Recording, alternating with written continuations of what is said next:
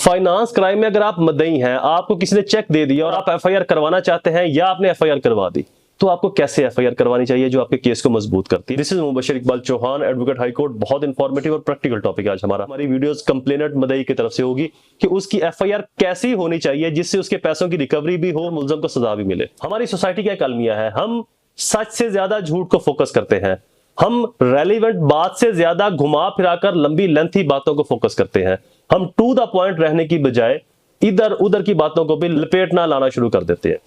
मिसाल के तौर पर मेरे ही एक केस के अंदर चेक दिया गया और अमाउंट थी 18 लाख समथिंग, चेक था ओपन, तो उसके ऊपर अमाउंट कितनी फिल कर ली गई? अप्रोक्सीमेटली 75 लाख।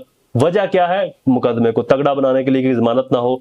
नुकसान क्या है? ठीक है, मुकदमे को आपने वक्ती तौर पर बड़ा बना लिया, बट 75 लाख को आपने जस्टिफाई भी तो करना है। कैसे करेंगे? साल में से मुलजम भी बरी हो जाएगा और देन आपकी रिकवरी का भी कुछ नहीं बनेगा। सो जब भी एफआईआर करवाएं, अगर आपके पैसे बकाया है, जितने बकाया है उतने ही लिखें कि मेरे पास ये चेक है, ये चेक मुझे इसने इतने पैसों की एवज दिया और इतने इसने दे दिए, इतने बकाया है। जो वकूआ है वही लिखें, बेहतर सजा के लिए, बेहतर रिकवरी के लिए। वकूए को घुमा फिराकर सिर्फ 489F फुलफिलमेंट ऑफ ऑब्लिगेशन और रीपेमेंट ऑफ लोन की तरफ ना लेकर जाया करें।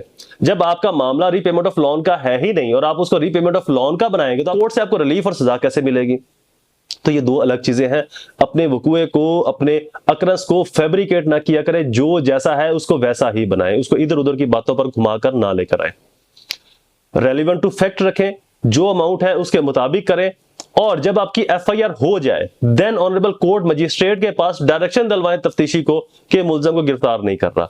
अगर आप ऑनरेबल कोर्ट मजिस्ट्रेट के पास नहीं जाना चाह रहे तो आप तफ्तीशी के सुपीरियर ऑफिसर को, एसपी इन्वेस्टिगेशन को या डीआईजी इन्वेस्टिगेशन को भी एप्लीकेशन सेंड कर सकते हैं कि मेरे इस केस के अंदर मुलजम गिरफ्तार नहीं कर रहा। अब या तो मुलजम प्री अरेस्ट की तरफ जाएगा, तो वहां पर आप अपना वकील इंगेज करके उसकी प्री अरेस्ट बिल को खारिज करवाने की कोशिश करें। जब उसकी हाई कोर्ट, सुप्रीम कोर्ट या व्हाट्सएवर प्री अरेस्ट बिल खारिज हो जाए देन उसकी आप अरेस्ट गिरफ्तारी करवाएं। जब उसकी गिरफ्तारी हो जाए और जब आपकी एफआईआर हो जाए, स्पेशली कोशिश करें कि गिरफ्तारी के फौरन बाद फिर ऑर्डर 37 रिकवरी का केस भी फाइल कर दे मुलजम के अगेंस्ट। तो ये बेसिकली जो ऑर्डर 37 है चेक के ऊपर, आपकी रिकवरी यहां से होगी, एफआईआर ऑफ 489F से रिकवरी आपकी नहीं होगी। अगेन बता रहा हूं, एफआईआर करवाते हुए रेलिवेंट टू फैक्ट रहें, सच को सपोर्ट करें, रेलिवेंट टू फैक्ट रहें, जो बात हकायक पर मबनी है, जो सच है वही लिखें, जिससे पैसों का लेन देन है उसी के खिलाफ ही एफआईआर करवाएं।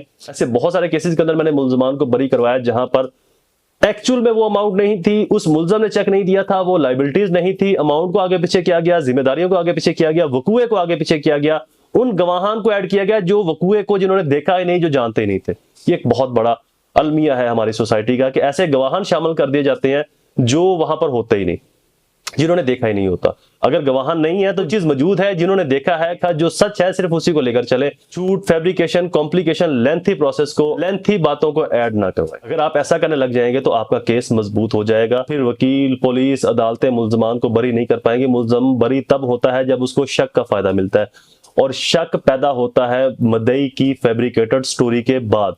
तो लिहाजा शक पहले दिन मुद्दई ही दे देता है, लेकिन वो पैदा कुछ अरसे बाद होता है जाके। तो मैं अक्सर ये बात करता हूं कि मुलजम को रिलीफ वकील नहीं दिलवाता, या पुलिस नहीं दिलवाती, या कोर्ट नहीं दिलवाती। मुलजम को रिलीफ उसका मुद्दई ही दिलवाता है, क्योंकि वो अपनी कहानी में शक व शुबहात ऐसे डाल देता है जिनका बाद में मुलजम को रिलीफ मिलता है। तो इन शॉर्ट, मुलजम को मुद्दई ने ही रिलीफ लेकर दिया अपने केस में से कि ठीक है जी आप बरी हो जाए या आपको बेल मिल जाए।